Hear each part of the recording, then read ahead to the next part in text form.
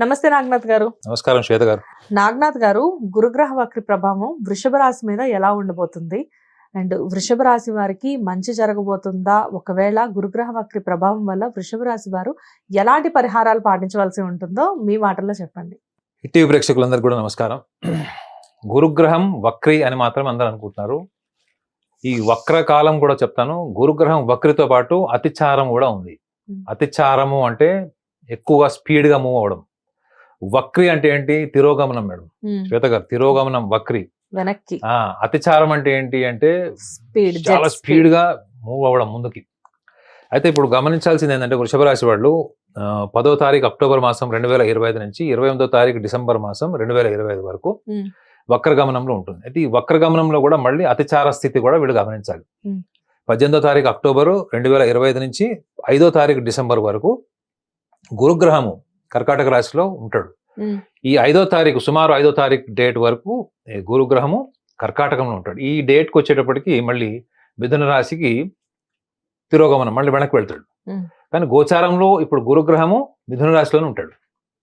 అయితే ఇప్పుడు ఈ వృషభ రాశి వాళ్ళకు ముఖ్యంగా ఎటువంటి పరిస్థితులు చోటు చేసుకుంటేనే అడిగారు. అష్టమ లాభాధిపతి అవుతాడు వాళ్ళకి. అంటే ఈ వృషభ రాశి వాళ్ళకి గురువు అష్టమాధిపతి అయినటువంటి అష్టమ భావం అయినటువంటి ధనురాశి, లాభస్థానాధిపతి మీనరాశి, వీటి రెండిటికి అధిపతి. మరి అష్టమ లాభాధిపతి అయినటువంటి గ్రహము దేనిని ప్రభావితం చేస్తాడు అనుకున్నప్పుడు ముఖ్యంగా వృషభ రాశి వాళ్ళు గమనించాల్సింది ఏంటంటే వక్రిలో ఉన్నటువంటి కాలాన్ని కూడా చెప్పాను, అతిచారంలో ఉన్నటువంటి కాలం కూడా చెప్పాను. సో వీళ్ళకి వక్రిలో ఉన్నప్పుడు ఏంటంటే వృషభ రాశి వాళ్ళకి ధనస్థానంలో నుంచి మళ్ళా వృషభంలోకి వస్తాడు, మిథునం నుంచి. ఏ ఏరియాలో వీళ్ళని డిస్టర్బ్ చేస్తాడు, ఎటువంటి పరిస్థితులను వీళ్ళు ఫేస్ చేయాల్సి వస్తుంది అనుకోండి. వృషభ రాశి వాళ్ళందరూ ఒక్కటి గమనించాలండి. ఫస్ట్ రాశి ఫలాలు చూసుకునేటప్పుడు అందరూ కూడా ఒక నారో పర్సెప్షన్తో చూస్తున్నారు. ఏంటంటే అరే నాకు వృషభ రాశికి ఎలా ఉంది, నా మిథునంకి ఎలా ఉంది, వృశ్చికంకి ఎలా ఉంది చూస్తున్నారు తప్ప నువ్వు ఏ గ్రహం వక్రిలో ఉంది, అతిచారంలో ఉంది, దానికి ఒక స్వభావం ఉంది. ఆ స్వభావం ఏంటో మీకు తెలుసా? అసలు తెలియదు.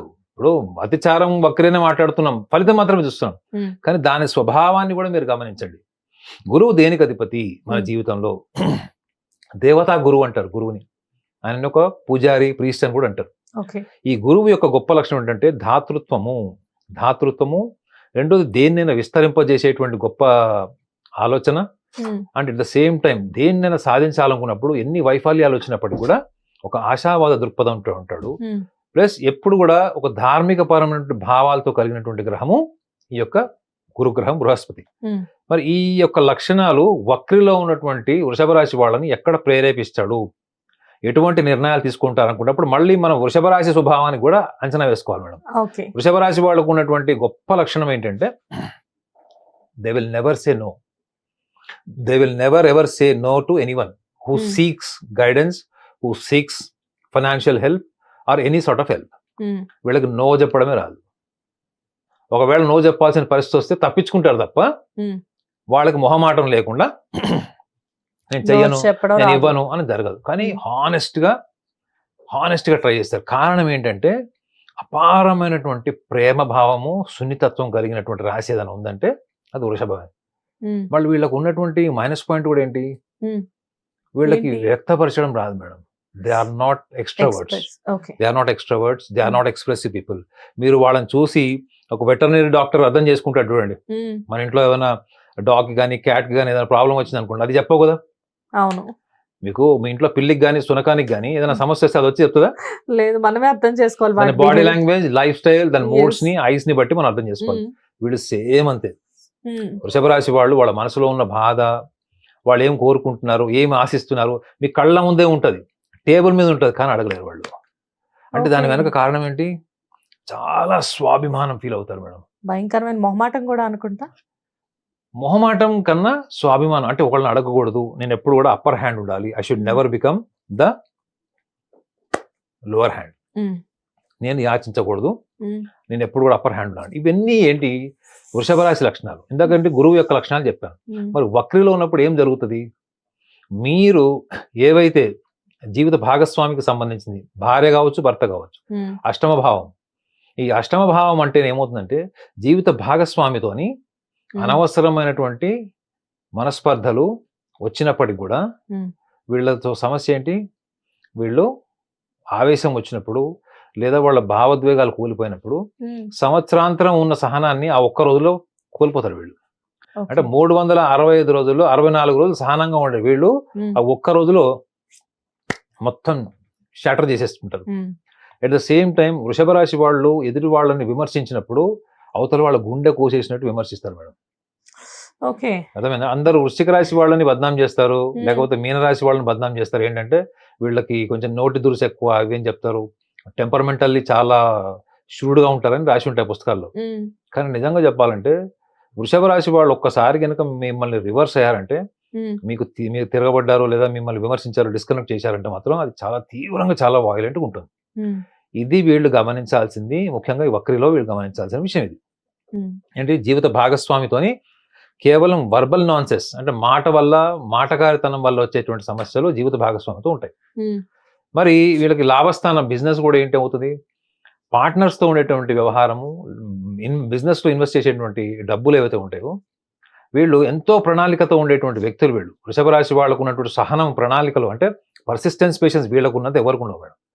అలాంటి వీళ్ళు మరి వక్రీలు ఏం చేస్తారు, వీళ్ళు దే గెట్ క్విక్లీ ఎంటైజ్డ్. తొందరగా వాళ్ళు ఎంటైజ్ అయిపోతారు. ఎట్లా అంటే ఆపర్చునిటీస్ వస్తాయి వీళ్ళకి. ఎందుకంటే గురువు ఒక ఉన్నతమైన స్థానానికి తీసుకెళ్లేటువంటి గ్రహం, ఒక స్థాయి నుంచి ఇంకో స్థాయికి. కొన్ని మనకి వక్రీలు ఏమనపడతాయి అంటే ఎండమావులాగా ఉంటాయి. అంటే మనకి ఏమనిపిస్తాయి అంటే మనకు అన్ని ఉన్నట్టే కనపడతాయి, కానీ దగ్గరికి వెళ్ళి చూస్తే ఏముండవు. సో వీళ్ళు పూర్తిగా దేన్నైనా లోతుగా అబ్జర్వ్ చేసి ప్రాక్టికల్గా సెకండ్ ఒపీనియన్, థర్డ్ ఒపీనియన్కి వెళ్లకుండా వీళ్ళు ఇన్వెస్ట్ చేస్తారు ఈ టైంలో. దానివల్ల నష్టపోయేది ఏంటి, డబ్బు నష్టపోతారు. సో వక్రిలో ఉన్నటువంటి ఈ యొక్క గ్రహాన్ని, గురుగ్రహాన్ని ఒకటి విశ్లేషిస్తే అతిచారం కూడా చూసుకోవాలి. ముఖ్యంగా చూడండి, వీళ్ళు 18వ తారీఖు అక్టోబర్ మాసం నుంచి 5th డిసెంబర్ వరకు వీళ్ళు చేయాల్సింది ఏంటి, అసలు ఫస్ట్ ఆఫ్ ఆల్ వీళ్ళు వేరే వాళ్ళకి హ్యాండ్ లోన్స్ ఇవ్వడం కానీ, ఈ మొహమాటపు రిలేషన్స్ మెయింటైన్ చేయడం కానీ, లేదా భాగస్వామికి చెప్పకుండా దాచిపెట్టి చేసేటువంటి సహాయ సహకారాలు ఉంటాయి. అది ఈవెన్ ఇంక్లూడింగ్ కుటుంబ సభ్యులు కావచ్చు. వీళ్ళ జోలికి వెళ్లకుండా 1-2 సార్లు ప్రాక్టికల్ గా ఆలోచించుకొని ఎదుటి వాళ్ళు సహాయానికి వచ్చినప్పుడు కూడా 2 సార్లు 3 సార్లు ఓపిక పట్టండి. మేషరాశి వాళ్ళకి 2 సార్లు వెయిట్ చేయమని చెప్పాం, వృషభ రాశి వాళ్ళకి 3వ సార్లు. ఎందుకంటే డబ్బు మేడం, ఇది గురువు గ్రహము వీళ్ళకి ధనస్థానంలోనే వక్రి వృషభ రాశి వాళ్ళకి. ప్లస్ ఇంకొకటి ఏంటంటే ఆశావాద దృక్పథంతో వీళ్ళు ఎంత ముందుకు వెళ్ళినప్పుడు కూడా వక్రగమనంలో, అతిచారంలో ఏమవుతుందంటే మీకు అంతా కూడా అన్ని కనిపిస్తాయి అంతే. You feel something is happening but nothing will happen in favour of you. అలాంటి టైం ఇది. సో అప్పుడు ఇలాంటి సందర్భాల్లో ఉన్నప్పుడు అతిచారాన్ని కూడా వీళ్ళు గమనించాలి. ఏంటంటే ఈ డ్యూరేషన్ చెప్పండి, 18th October to 5th December. గురువు కర్కాటక రాశిలోకి ఉంటాడు. ఇంకేంటి, మొత్తం పట్టిందల్లా బంగారమే, ఇంకా ఎరగ తీసేస్తారని కూడా చాలా మంది అంటుంటారు. ఎందుకంటే ఫాస్టెస్ట్ మూవింగ్ ఆ టైంలో మిథునం నుంచి కర్కాటకం. కాబట్టి విపరీతమైనటువంటి డబ్బు ఇంట్లో మొత్తం ఇట్లా బీరువాలో డబ్బు దాచిపెట్టుకోవడానికి ప్లేస్ లేనంత డబ్బు వస్తుందని చెప్తున్నారు. అబ్సల్యూట్లీ రాంగ్ అది. అతిచారంలో ఉన్నటువంటి గురుగ్రహము కర్కాటకంలో ఉన్నప్పుడు ఇది వీళ్ళకి తృతీయంలో ఉంటుంది. అంటే ఏంటి, ఫారెన్ ఇన్వెస్ట్మెంట్స్ కానీ లేదా ఫారెన్ టూర్స్ కి వెళ్ళేటప్పుడు ఇన్వెస్ట్ చేసేవి కానీ, ఈవెన్ హైయర్ ఎడ్యుకేషన్ కూడా అనుకోవచ్చు మేడం. ఇటువంటి విషయాల్లో మీరు పూర్తిగా దూరాలోచనతోని, సూక్ష్మ దృష్టితో కనుక చేయకపోతే మీరు ఆ తర్వాత కూర్చొని బాధపడాల్సి ఉంటుంది, రిపెంట్ అవ్వాల్సినటువంటి టైం ఇది. సో నేను ఆ సూచన ఏంటంటే 18th of October 2025 నుంచి 5th డిసెంబర్ వరకు don't go for any kind of aggressive investments. మీ ఊహల్ని, మీ కళ్ళని సార్థకం చేసుకోవడానికి అది కరెక్ట్ టైం కాదు. మరి అలాంటప్పుడు ఇలా వీళ్ళు ఈ వృషభ రాశి వారు పర్టికులర్ గా ఎలాంటి పరిహారాలు పాటించవలసి ఉంటుంది సార్? మేడం పరిహారం అని మీరు నన్ను ఇబ్బంది పెడుతున్నారు. అయితే నేను ఒక విషయం చెప్తాను వీళ్ళకి, ఎందుకంటే వృషభ రాశి వాళ్ళకి చాలా ధార్మిక బలం ఉంటుంది కాబట్టి నేను ఒక పరిహారం చెప్తాను వాళ్ళకి విత్ యువర్ సపోర్ట్.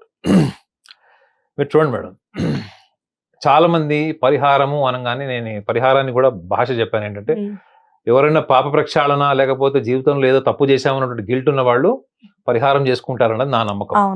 పరిహారం వేరు, మీరు గుళ్ళకు వెళ్ళి మీరు పుష్పం కానీ ఒక ప్రసాదం కానీ అర్చన కానీ ఏవైతే మీరు అభిషేకాలు గారు చేయించుకుంటారో అవన్నీ కూడా మీ ధర్మం ఏంటి, మీ ధర్మాన్ని మీ పూర్వీకులు ఎలా కాపాడారు, మీ ధర్మాన్ని పూర్వీకులు కాపాడే క్రమంలో ఇవాళ మీరు ఏదైతే ధర్మబద్ధంగా మీరు బతుకుతున్నారో దీని వల్లనే మీరు జీవితంలో సంతోషంగా ఉన్నారా, సుఖంగా ఉన్నారా, మీరు కోరుకున్నవి జీవితంలో జరుగుతున్నాయా అనేది మనకి పూర్వీకులు ఇచ్చినటువంటి ఒక సంపద ఏంటి అంటే మనము కొన్ని సాంప్రదాయాల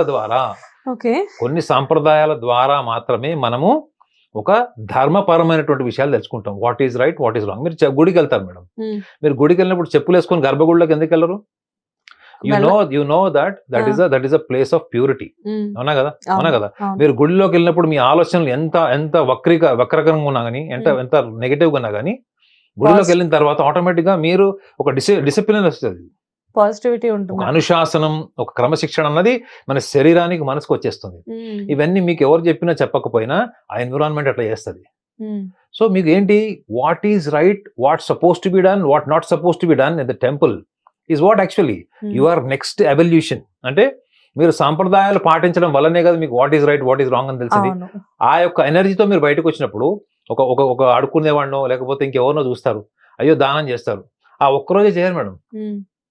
ఈ ధర్మబద్ధమైనటువంటి మీరు సంప్రదాయాలు పాటించేటప్పుడు ఆ ప్రాసెస్ లో మీకు ఏమైపోతుంది, అది మీకు ఒక హ్యాబిట్ అవుతుంది. అంటే దయ, జాలి, కరుణ, ప్రేమ భావము, అవతల వాళ్ళకి సహాయం చేయాలన్నది, ఇవన్నీ ఎక్కడి నుంచి వస్తున్నాయి? మీకు ఒక inspirational environment of the holy place, or you call it as a temple. అవునా కదా.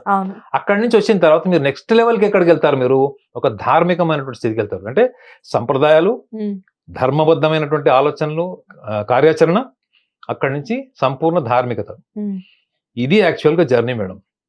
నువ్వు పాపాత్ముడివి, నీకు నువ్వేదో పాపాలు చేశావు, నువ్వు ఒక ఆత్మీయత ఉన్నావు, నువ్వు ఎందుకు పనికిరావు, కాబట్టి నాయన నువ్వు వెళ్ళి ప్రక్షాళన చేసుకుంటాడు. ప్రక్షాళన చేసుకోవాల్సినప్పుడు జన్మ మానవ జన్మ కాదండి.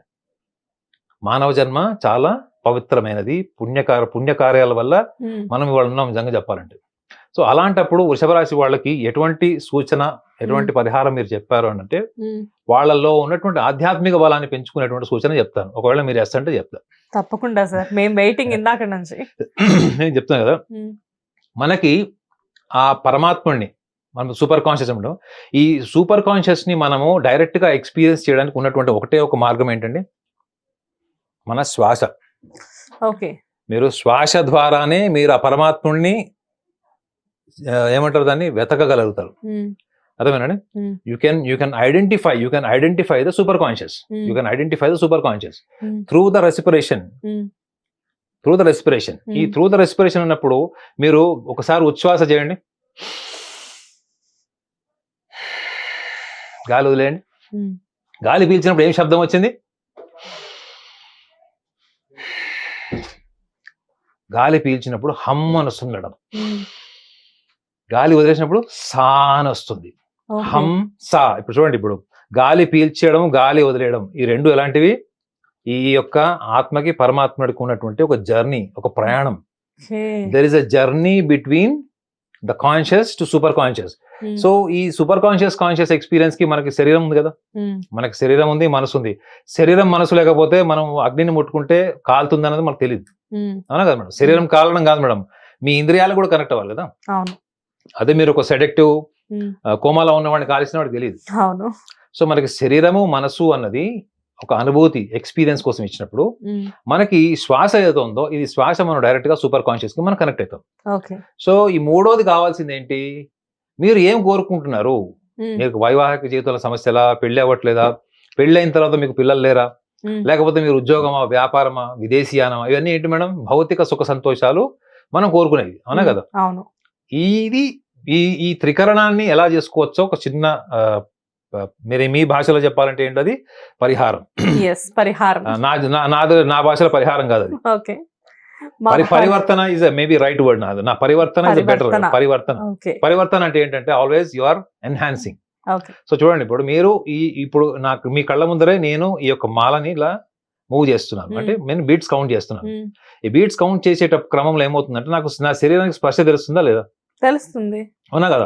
ఇది గోరువెచ్చగా ఉంటే ఒక ఫీలింగ్ ఉంటుంది, బాగా చల్లగా ఉంటే ఒక ఫీలింగ్ ఉంటుంది, నార్మల్ టెంపరేచర్ లో ఒకటి ఉంటుంది. ఇది మనం బీట్స్ కౌంట్ చేసేటప్పుడు మనకి మన ఏకాగ్రత మనకి తెలియకుండానే మన శ్వాస మీదకి మనము మలుచుకోవచ్చు.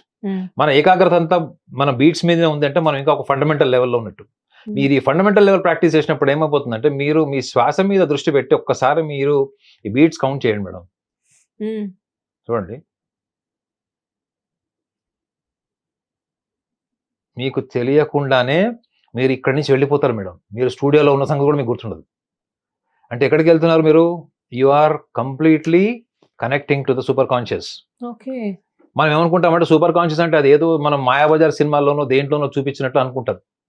అది కాదండి. మీరు ఎప్పుడైతే ఒక స్థితి నుంచి ఇంకొక స్థితి అనుభూతి పొందుతారో that itself is the transformation. అయితే రోజు 12 నుంచి 15 నిమిషాలు ఇప్పుడు నేను చెప్పాను అనమాట, ఈ బీట్స్ మీరు కౌంట్ చేస్తూ ఈ స్పర్శ అనుభూతి, రెండోది ఏంటి శ్వాస మీద ధ్యాస అనాలా? ధ్యాస కూడా అవసరం లేదు. ధ్యాస అంటే మళ్ళీ అదేంటి యాక్టివిటీ అది మేడం. అవునా?